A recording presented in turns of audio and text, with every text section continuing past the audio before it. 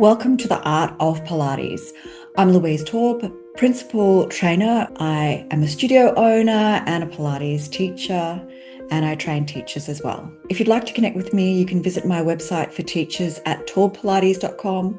If you're wanting to check out my studio, it's louisetaubepilates.com.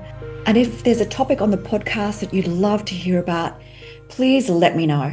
And here is part 2 of our conversation with Kimberley Garlick.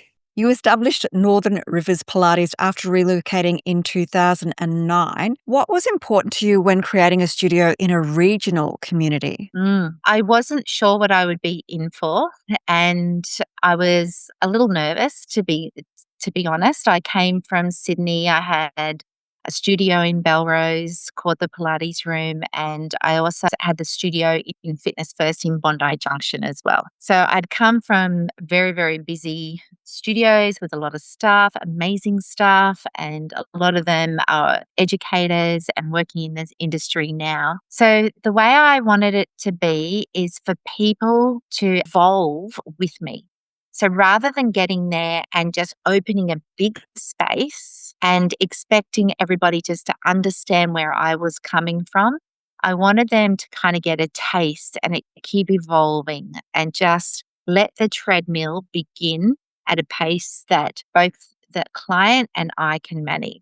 So when I came here, Louise, I was teaching in little halls all around the country towns, just getting my name and just dropping it in all different spaces. And then I got a little space in Lismore, and the amount of times people would walk up those stairs, because back then it was in a different location, and they thought I was a restaurant. They were like, "What type of food is Pilates?" And it was a very unknown entity. And I had also came here thinking I've come from a really busy studio, but I am never going to work 5:30 in the morning, and I'm never going to work 6:30 p.m. again at night. My first client wanted 5:30 a.m. in the morning. I was like, "Yes, of course, no worries at all." And my second client wanted 6:30 p.m. in the morning. 6:30 p.m.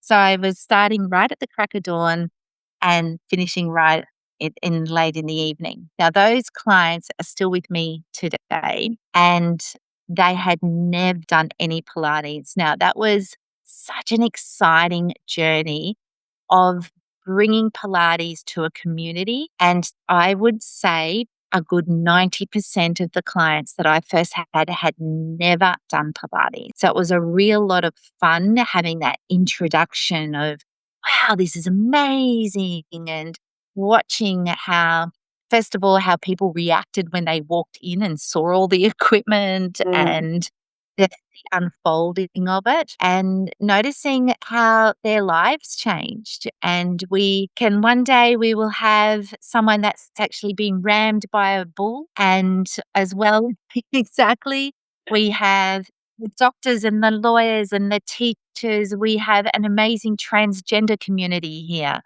There is every type of life is here. Like, the population is just amazing to work with. It's extremely eclectic, and we have a real spirit in this community, and I love it. Wow. And so how do you balance maintaining high standards while remaining inclusive and accessible to such a diverse client base? So high standard is by staying accessible and diverse for your client base, I think. And it's as simple as that. If you feel that your high standard doesn't meet somebody else, then it's not a high standard. It's a pretty poor standard. So what have you learned about resilience and adaptability through running a studio over so many years? Okay, I think the word resilient, I feel, shouldn't be really applied to us when you consider the world going and what's happening in the world. But at the same time, I think we can keep moving forward all the time. We had the floods here, so my entire studio went completely underwater, and this entire town was underwater. It was like a war zone here. So there was no petrol, there was no food. For about 3 weeks, and it smelt, and it was like unbelievable. And this entire town picked itself up. So I think there's two facets here. It's evolving as a business is one, and then actually getting through very difficult times and still maintaining your doors open is another. Everybody through the world went through COVID. So I don't classify that as a resilient moment at all for myself because everybody else did it as well. And it was, I think, after COVID, it became more of a choice of whether you want to open or not. And if you choose to open, then you did. And if you didn't, maybe the industry wasn't right for you. And then when we're looking at natural disasters, I know many people who've had to pick their lives up. We raised a lot of money, like I think it was $38,000, and we were able to support clients with it because there was clients who completely lost their homes. So obviously 38,000 when you're divvying it amongst your clients is quite small, but we were able to think about things like pay their car because obviously you've still got a car on lease, or pay their mortgage that week, or pay their electricity bills. Initially, just my entire family was getting underwear and socks and horse feed and dog feed and taking it out to all different people. So I think that was one really special moment in our community and one very special moment for Northern Rivers Pilates, that we were able to stand strong through a very difficult time. And then as a business owner, I'm always battling with everything from GST to tax, looking after your staff and ensuring that everything is staying on track, from their super to their holidays, to ensuring that you're delivering enough quality education for them at the same time. So I think that is a constant battle that you have as a business owner.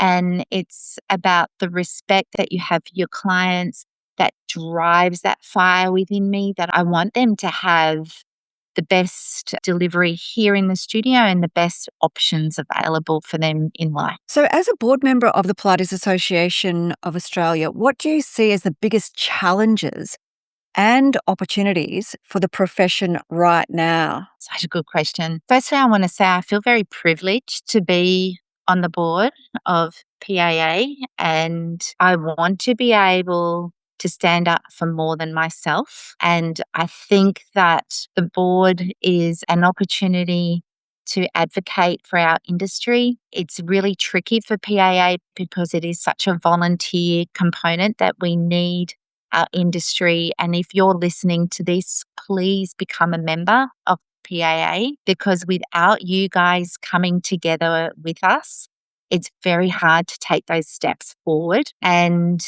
I'm so open to questions about this, and I want to help everybody understand the PAA. I'm still getting my head. I'm still the rookie on the board. Let me tell you, I'm the newbie, and I'm trying to navigate that. I think the challenges of the industry is that if we don't have an industry body, nothing is going to change, and it's only going to go downhill. If we have an industry body, we can have an umbrella that's going to support this industry going forward. And there is a big industry development here. It's going to get bigger. It's growing, and it is amazing. But if you don't have an industry body behind us, then we're not going to get the recognition of the professionals out there, from doctors and physios and chiros, or anybody from the health umbrella will lose respect for us.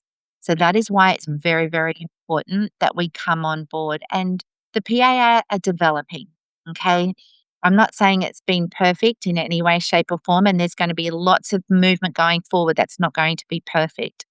But if you're not on board with this, then everything's going to be stagnant. I think that's really very, very, very important. I'd also like, if it's okay, Louise, just to say that I now will be, and it will be beginning in April, PAA have given me the opportunity to open up a mentorship for PAA members. I will actually be mentoring them through once a month and coming on and having a workshop, and there will be a specific WhatsApp, and it's actually at a very minimal cost. You don't do one-on-ones, but it is a workshop. And we're also developing a mentor program that, for example, Louise, you become a mentor and it gets recognized so other students can come into you. So there'll be different levels of attainment for that and recognition for people, and you can become a mentor. So you get mentees knowing, oh, wow, that's right in my area. I can go and learn from Louise, or I can go and learn from Kimberley or Maddie or whoever it is in my area, and get PDPs for that as well. Oh, wow, that's fantastic. Yeah, so it is so important for Pilates teachers to have that professional association and advocacy. It really is the voice that's out there for the Pilates industry. So, what would you love teachers to understand more deeply about the role PAA plays in supporting the industry? Hmm. I think if we don't define our profession, someone else is going to define it for us. So I think that is very, very important. So everybody needs to take a leap forward. And I think it's about being brave, right? I guarantee you that there are people out there with less qualifications and less experience than you who have been braver and taken a step, and it's moved forward. So there's two things: stand up for what you believe in and stand up for your industry and be brave and take a step. I really want to encourage everybody to come up. I'm not about owning anything of our industry. I want to share everything and build our industry up. So I think, does that answer that question Yeah, a bit more? definitely. Definitely. So you're a mother and a grandmother, which I just cannot believe you're a grandmother. How has life experience shaped the way that you teach and mentor? Gosh, I love being a grandma. It's so much fun. I love it. But I think what it does is I've had 3 daughters, and they all laugh about how they remember as little toddlers having to sit underneath the desk at the Pilates studio.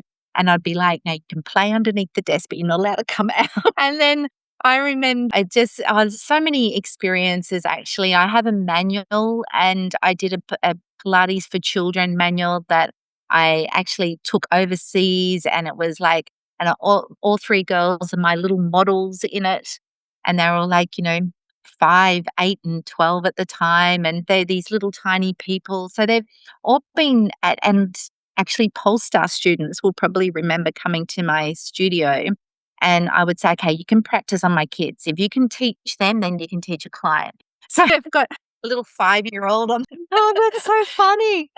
That's So gorgeous. it's been a part of their life, and I think what it does is it teaches you patience, it teaches you understanding, and in saying that, you can be a brilliant practitioner and not be a mum as well. I'm not saying that, being a mum makes you any better than not being a mum. It's just, for my world, it just happened, and I just rode that wave with the kids. A quick word from our sponsor, Taube Pilates. If you're a Pilates teacher and you're working with active aging clients, then my Pilates for Active Aging course might be exactly what you're looking for. It is fully online and self-paced. There are 13 modules, 42 lessons. You can work through them at your own time, wherever you are in the world. You'll also have lifetime access, which means you can keep coming back as your teaching evolves. It is recognised with 15 PDPs from the Pilates Association of Australia, and there are teachers all over the world already doing this work. And as a listener to this podcast, you will get 25% off with the code LIVELONGER25. Just head to Taube Pilates to find out more. And so, what does sustainable teaching look like, both physically and emotionally, over a long career? How do you keep sustaining yourself? I'm going to sound like a broken record, but education, honestly, for me, I get sparked by learning, because it kind of, it creates like this wanting to know more. So for me, it is definitely education, and also always having a holiday booked. I think So holidays are really important. It was interesting at the Pilates Journal Expo. I had a little bit of a holiday at the end of Expo, so I had a little bit of best of both worlds. So it was really nice because we did all that education there, and then off to visit my sister, and then we went snorkeling. We saw a turtle. Like, I love all those types Uh, of things. I think that's really important what you just said then too, Louise, is finding what you love to do. So for me, I love being outdoors. So if I've had a little walk through, we're very fortunate here. We've got a lot of waterfalls, just like 10-minute walk from, yeah, it's 10 minutes from our house. And I just go and I'll do a walk through there or walk at the beach. Or I think your own personal practice in the Pilates studio is very important, and trying to stay healthy. There's been times in when I've lost staff, whether they've been not lost staff, that sounds like somebody died, but it's, staff have been on holidays and sick, and I've ended up having to work like astronomical hours. And you get to the end and you're just thinking, oh my gosh, how did I survive that? So if you know that is happening and you can forecast it, you need to then go, okay, I will need an extra day off, and then organize it that your staff will pick up that shift for you. And being able to hand those reins over when appropriate, I think is really important. Don't feel like you have to cage everything in. I have Madison is our studio manager, and she's amazing. She picks up all the little pieces for me. So I come up with all the ideas, and then she makes those ideas work. And she kind of she's the cogs in the wheel, let's say. Like this studio would not run without her. Yeah. Wow. So looking back over nearly 3 decades in Pilates, what are you most proud of? I feel like it's kind of coming together in these last few years. I feel comfortable and confident in my delivery. I feel that no matter where I present my thoughts now, I have the grounding to deliver them, knowing that what's coming out of my mouth is going to be heard and understood, and I have the right to say it. I used to use that vocabulary of imposter syndrome, and if I can pass a bit of advice on to anyone that is listening, get rid of it. Do not use the words imposter syndrome. I listened back to some podcasts, even like just 5 or 6 years ago, of me talking about the imposter syndrome, and I cringe, like I really do. And I advise you now, be confident in knowing who you are. Don't be cocky, but that's a very different, don't pretend you do know, but be confident in where you are at that time. And that's how I feel at the moment, is I feel confident in everything that I'm doing. So I'm probably most proud of who I am today, and have been able to I came through this, Louise, in a time when teaching in a gym as a Pilates practitioner was very much frowned upon. So the industry was quite harsh to me at the very beginning, and I had to kind of keep rising out of that and rising out of that. And no person out there should ever make you feel like that. And anybody, I don't mind where you've done your education. I'm not agreeing with the level of education that is out there. That is a very different thought process. But you can come to me with the most basic level of education in Pilates, and I'm not going to judge you for that, because that's all you know. And I will deliver to you and make you feel that what you've actually paid for and what you've turned up for, it's your right to own that. But then what I do frown upon is if you think that's all there is to know. Yeah. So if you could give one piece of advice to a teacher 5 years into their career, what would it be? I mean, that's really good advice that you already gave already, but if you had another piece of advice. Okay, let me think. So I always have done a yearly plan, a 2-year plan, and a 5-year plan. So if you're already 5 years in, you're starting to get a taste of the industry and whether you want to be in it. So I think the first thing is to reflect and just know that this is where you want to be, and then where do you want to go? So you may be a person that actually loves Pilates because it's actually giving you the freedom in your lifestyle of working 10 to 15 hours and juggling other aspects of your life. And that's great. That's awesome. maybe somebody that is looking at delving further into the industry and wants to increase your hours or become a Pilates manager or own a studio or become part of an education body. So start to figure out what it is that you are hoping to achieve in the industry going forward. Is it something that you're looking at as a transfer of careers and going into another career later on? Or is this something that you're developing as your long-term career? Interesting. Yeah, I think it's about the 5-year mark. You sort of start to think of what direction you would like to go if you're wanting to keep on that same path. So, yeah, it gives you enough to kind of think about. So, what still excites you about Pilates today? I think what excites me about Pilates today is that I can guarantee you whoever walks in my door into this Pilates studio, they can benefit from Pilates. It doesn't matter. We'll have somebody come in from a wheelchair or an elite ballet dancer, and every single person can actually improve with Pilates. I don't think there's much out there that can offer that. I'm not into the competitiveness of you should be doing more weights or you should be doing more Pilates. Pilates isn't about being competitive. Pilates is actually going, I'm doing Pilates for functional movement. I do Pilates because it feels good in my body. I do Pilates because I want to be able to go and run the 100K and try to be on top of my knee pain. I do Pilates because I love it. It's not about, it's, there's all these wars going on all the time about what is better. I have that many CrossFit people that come into here, and I'm not saying stop CrossFit, come and do Pilates. They've just known that they love CrossFit and Pilates helps them keep doing CrossFit. Yeah.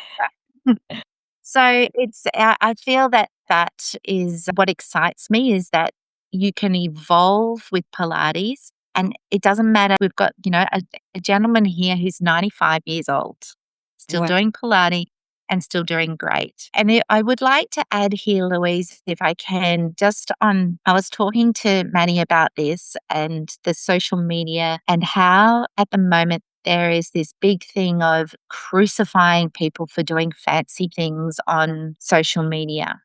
Now, I would like to explain that I have a lady that comes in here who's 82 years old, and she does walkovers. She does the most amazing swans. She does teasers. She does teaser on the chair.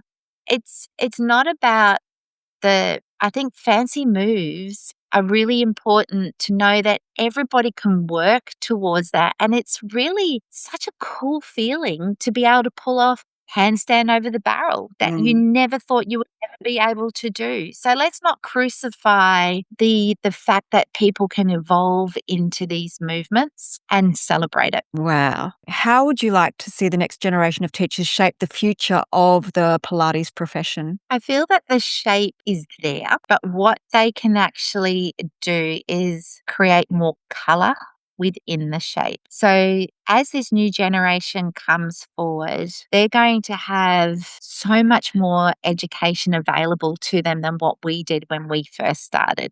So if we look at a 23-year-old now and the type of course that they've got available to them in comparison what I had available to me at 23, they're already miles ahead than I was at 23 because the depth of knowledge delivered early in the piece is available where it wasn't when we first started. So taking that really amazing learning journey and putting color into your teaching, because you are getting much more information early, where I feel like I kind of was just kept putting more and more pieces to the puzzle at a slower pace because that's all that was available. Try not to get kind of inundated and overwhelmed by it either, because there is a lot of information coming at you and we're not expecting you to know it all at once. So just keep chipping away at it. Be yourselves. You're that next generation that is coming in that's going to educate us older generation on everything from developing better from the social media component to the AI to a really colorful class. The energy, I love the energy of the young people coming in. So, yeah, just bringing colour into your classes and being open to the continuing education. Wow. So, if Pilates had a soul, what do you think it would want teachers to remember? That the true flex should be the embodiment of Pilates, not how much it burns or hurts. You want to be able to embody Pilates. Fantastic. So, Kimberley, can you give us a little bit more information about the anatomy of presence, that practitioner pilgrimage? Why should we be coming along to this 3-day Pilates immersion? Because I'm going to be there, Louise. Exactly. Just Byron. and so how can people get in contact with you? How can we find you? Where are you? If people wanted to know more about you or reach out to you, what's the best way? Thank you. So our social media is at official Northern Rivers Pilates. That's the Instagram account. And we also have a website, which is Northern Rivers Pilates. You can access us through that at any time. We've always open to people coming and visiting us in Lismore, and we hope you can join us in June. That would be amazing. And any questions, you can contact us further. Fantastic. Great. Thank you so much. Stay connected. Please subscribe to my mailing list via my website, taubepilates.com. And if you've loved this show, please give me a review. I'd love a Facebook review or a Google review. It really helps to support me and my business and this podcast. See you next time, and keep moving with intention.